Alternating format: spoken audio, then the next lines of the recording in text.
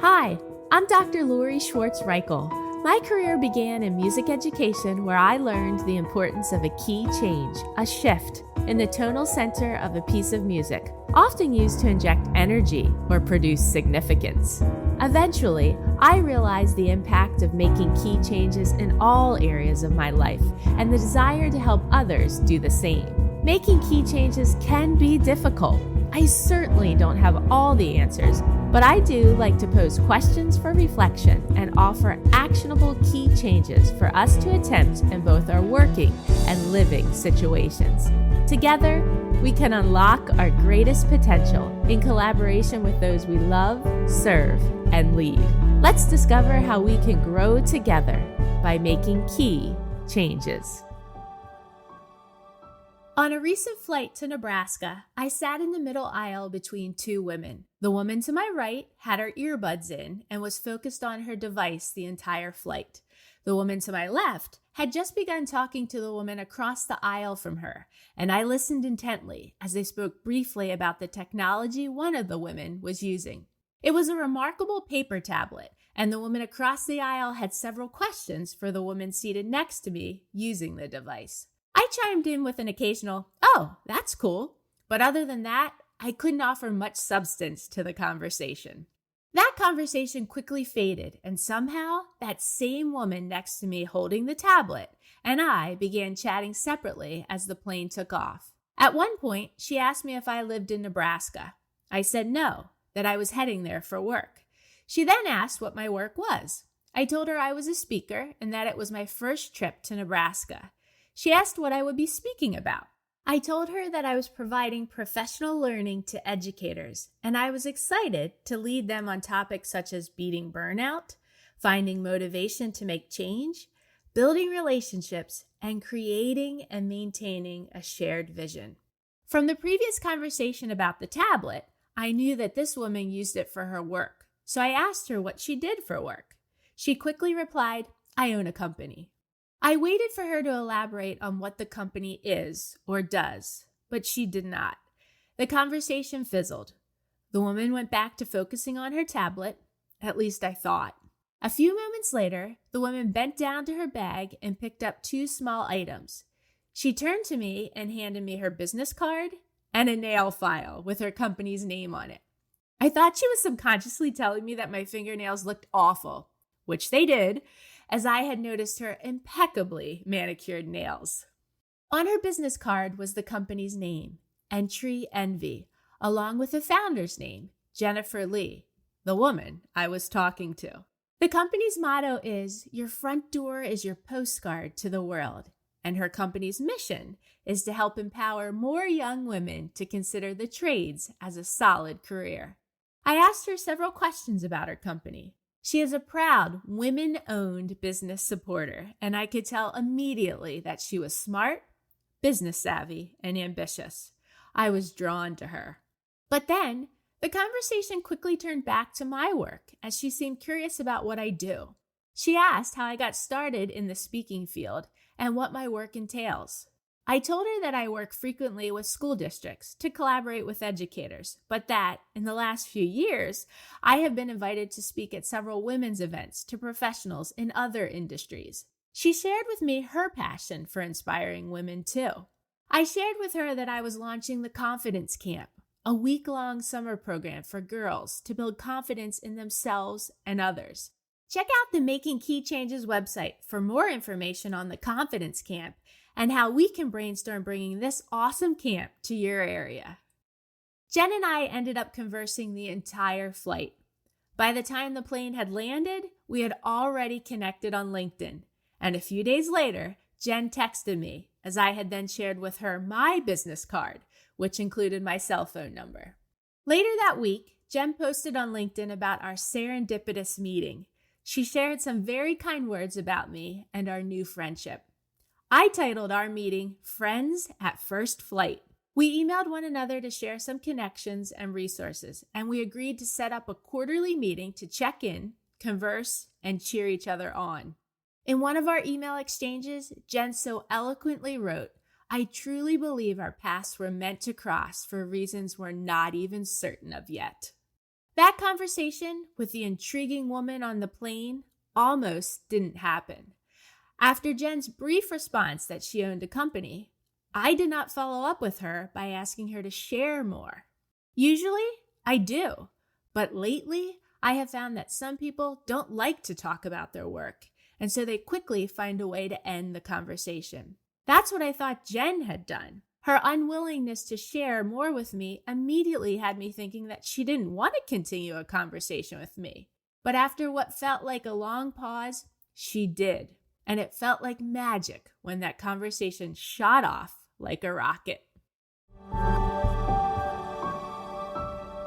Had Jen and I not struck up a conversation with one another on that flight from Chicago to Omaha, we would never have met. That chance conversation turned into a thought partnership that I am certain will benefit both of us in our lives and work for a long time. Has a chance meeting ever happened to you? Did you ever meet someone in the most unlikely place and become friends or partners? What has transpired by this thought partnership?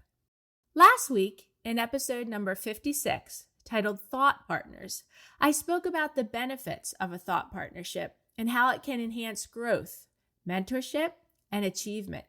I shared that the key to a successful thought partnership is trust, clear communication, mutual respect, vulnerability, reliability, and a shared commitment to the goals of the partnership must be upheld. Jen and I established these traits quickly with one another, causing our thought partnership to form organically through a shared vision. A conversation on a plane started this meaningful thought partnership.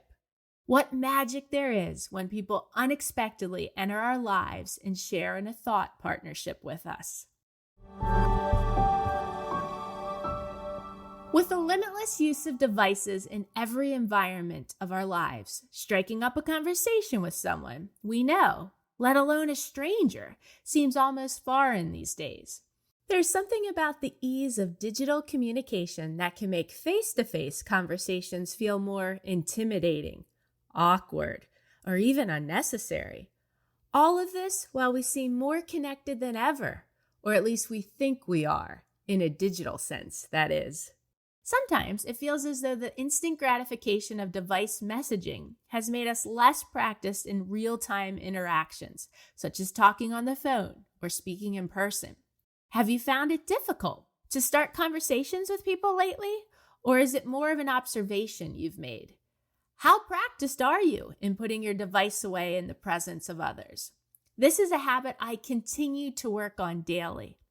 If you haven't listened to podcast episode number 1, titled Productivity versus Presence, after this episode is over, follow up by listening to that one too, which may also help with striking up conversations with others.